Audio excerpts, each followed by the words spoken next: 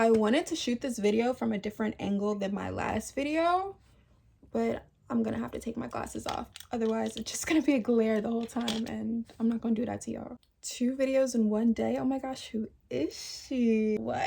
Cheers to consistency, because I've been consistent with at least 4 videos a month since, I want to say, October, and I'm really proud of myself for keeping it up, and I look forward to doing so. So let's get into this video. Okay, so one of the things I've been learning recently is your discipline has to outweigh your motivation. And basically what that means is your motivation is going to come and go. Some days you're going to wake up and feel like you have all the willpower in the world to do and achieve all that you aspire to. You feel so inspired and motivated and excited and optimistic about whatever it is you're working on. And then there are days where you don't feel like that at all. We long for that motivating feeling. We cling to it. We anticipate that feeling's return. However, it does not always appear when we want it to, and we cannot be codependent upon that feeling to get what we need to get done. I've said this before, self-discipline is so significant. Today I'm going to be providing you guys with some tips to acquire or maintain the discipline needed to achieve your dreams. So let's get to it. These are just some things that have been working for me. So first tip is do it, don't overthink it, which of course sounds much easier said than done.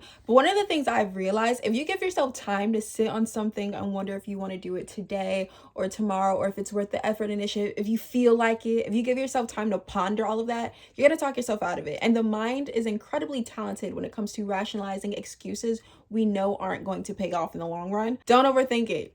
Get up, do it, count to 5. Hey, by the time I get to 5, you getting up. 1, 2, 3, 4, 5, up. Do not sit there and think it and say, maybe 5 more minutes, maybe 5 more minutes, because the next thing you know, at least for me, that is, the day has gone by. The 5 minutes were 5 hours ago, and now we're just putting everything off till tomorrow, and tomorrow should not have to constantly pay the price for our lack of initiative today. Ooh, tip number 2, this has helped me so much. Think about time as opposed to task. Sometimes it is the things we procrastinate doing the most that tend to require the least amount of time, but we're so overcome with the thought of the task itself and all that needs to be done that we don't necessarily think about the fact that, oh, this might only take me an hour, you know? Sometimes the things we dread the most aren't even a day's work. So it's just a matter of thinking about the time, how much is this going to take me, as opposed to I have to do this and I have to do that and that and that and that.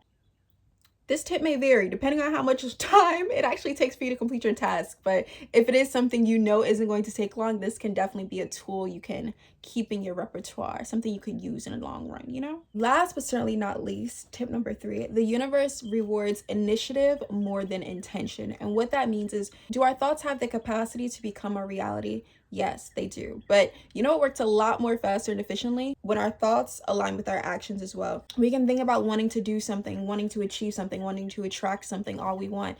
And not to say it won't happen. It certainly could. We just don't know how long that's going to take. And one thing I've noticed is the universe definitely tends to respond a lot faster and again more efficiently when we actively begin taking the steps towards the thing we want. So it's not just a matter of wishing on a shooting star that one day you'll run a marathon, but getting up every day and training and putting in the actual work to make it happen. When you take yourself and your dreams seriously, you and those outside of you recognize it as well, and you will be rewarded for it. Your initiative will be rewarded and acknowledged significantly more than just your intention. Does it begin with the thought? Yes, but where do we go from there? How do we expand the thought and translate it into something tangible? That is something we want to keep in mind. So those are just a few of my tips as far as self-discipline and motivation and all those things are concerned. I hope that helped. I know this was a rather quick video, but it is something that crossed my mind, and these are different tools that I tend to use that have helped me.